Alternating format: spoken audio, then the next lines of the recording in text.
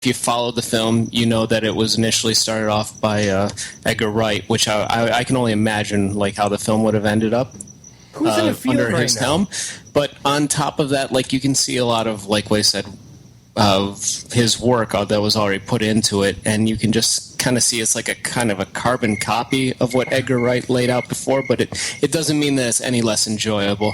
The main criticism that I have about it is the same one I had with Thor 2, or Thor: The Dark World, is just you had kind of like a two-dimensional enemy, not to the air of Corey Stoll, who I think is an excellent actor. I love anything that he's in.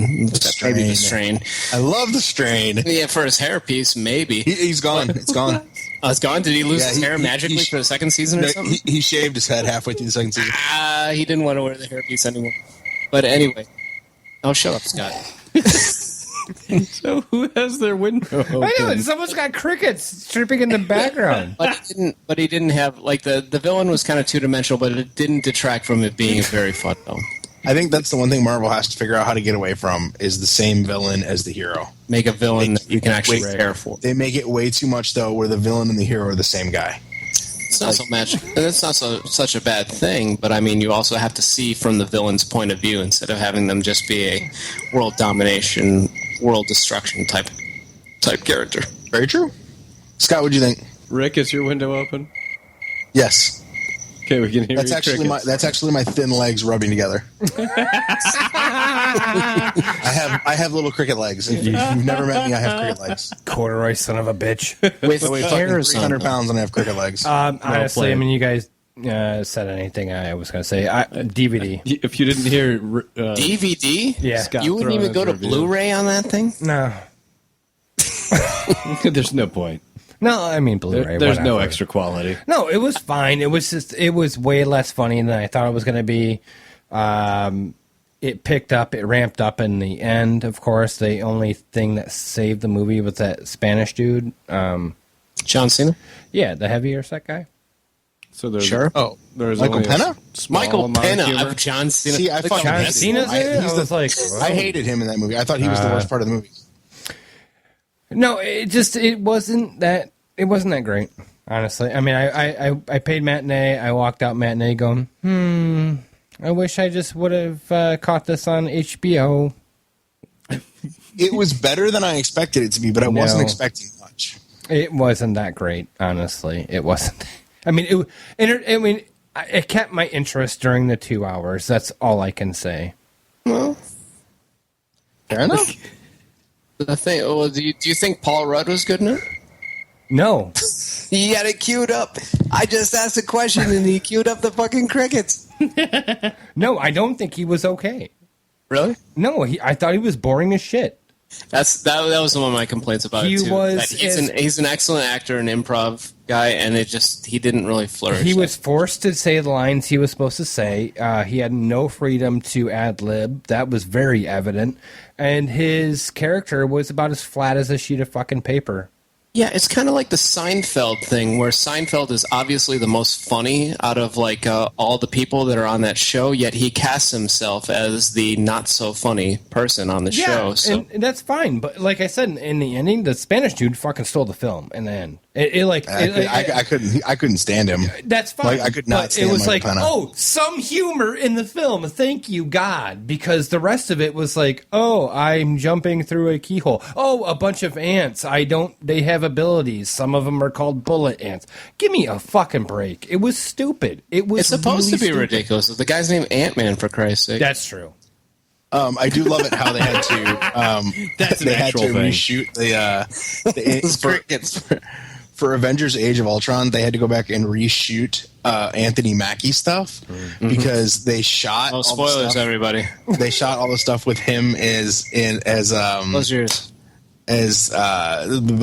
Falcon, and all of a sudden they got done with it and they're like, oh shit, we have to fix this. Yes. And they had to go back and reshoot all the stuff and because they changed the outfit. So I thought that was pretty funny. Yeah. I like the Falcon stuff. That was okay. Anyway, so Moving on, please. yeah. Last thing I have, and this is I don't know enough about it. Scott, Ready Player One. You're excited about that? Yes, I heard about this. Steven Spielberg's shit. heading this up, right? Steven Spielberg, and he is trying really hard Steven to get Gene Spielberg? Wilder out of retirement. Gene Wilder? I don't know enough about Ready Who Player the One. what? Willy Wonka is. I like this. So why is this such a big deal? Because I've seen it on like 12 different posts today. Have you seen Gene Wilder's hair? That's why it's a big deal. Yeah, but I don't know what Ready Player One is. I don't. Do you not Okay, want to well- see him, Rick? We've only had it on our fucking commercial break for like a year, Rick. Rick, Yeah, but that doesn't mean I've read it. Well, you you're should. wrong. You don't want to see Gene Wilder? All right, let's break this down. A Ready Player One is an wrong. Good album. day, sir. It's a You book by lose. Ernest Klein. Right. It's about a boy who lives in the. Wait, slow down. It's an album by Gene Wilder. It's an album by Gene Wilder. No, I can't even follow that up. Oh, jeez, now I gotta do this. It's a book by Ernest Klein. I almost said Gene Wilder. about a dystopian future where everybody pretty much lives through a World of Warcraft type world, and a huge monetary prize is sent out to somebody who can live through somebody's essentially 80s fantasy. Okay. And it's kind of I just see another fucking Pixels. I read the book, and it's so nostalgia laden with the 80s and stuff. I can't believe that Steven Spielberg attached his name to it, to be He's honest. going to direct it, it sounds like. Yeah, in general, it's just.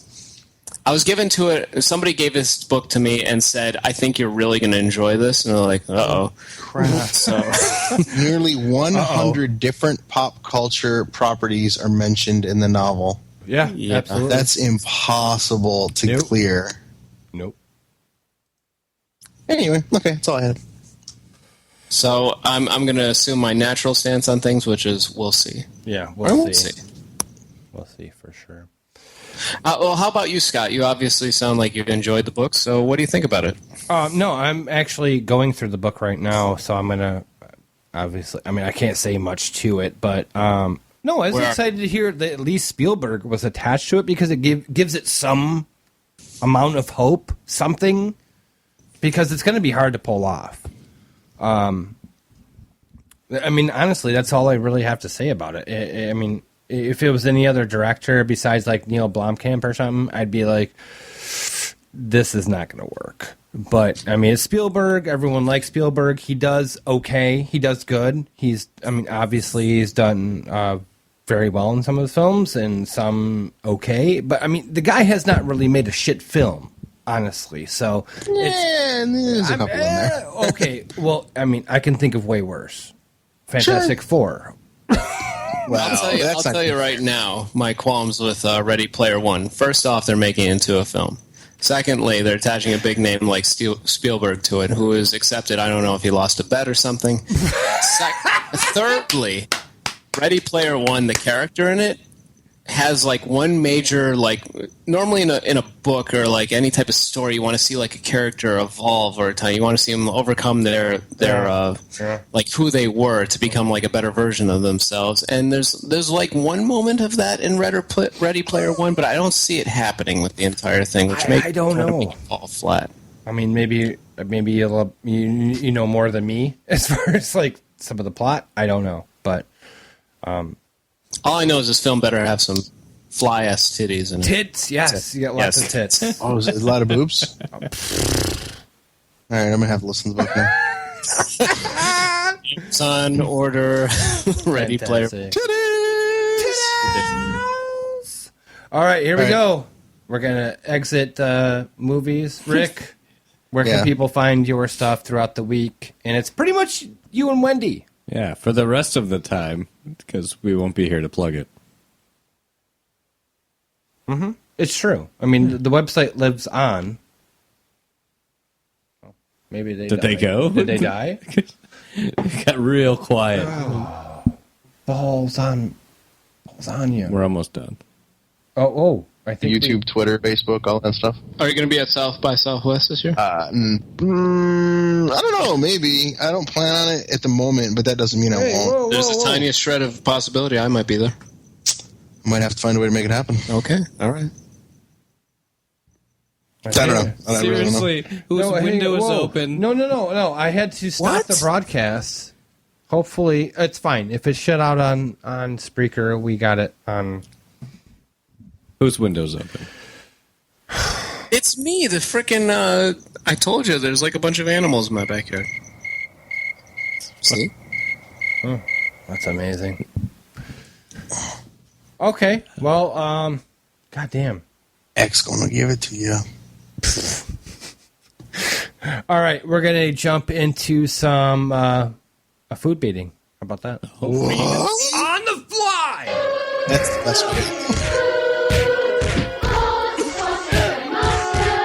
Okay, June 9th, during an argument over infidelity, a Florida woman threw a hamburger at a boyfriend, striking him in the eye and landing her in jail. Should have been a fish taco. It's pretty much just self-explanatory. Whoever submitted this is getting it automatically. According to cops...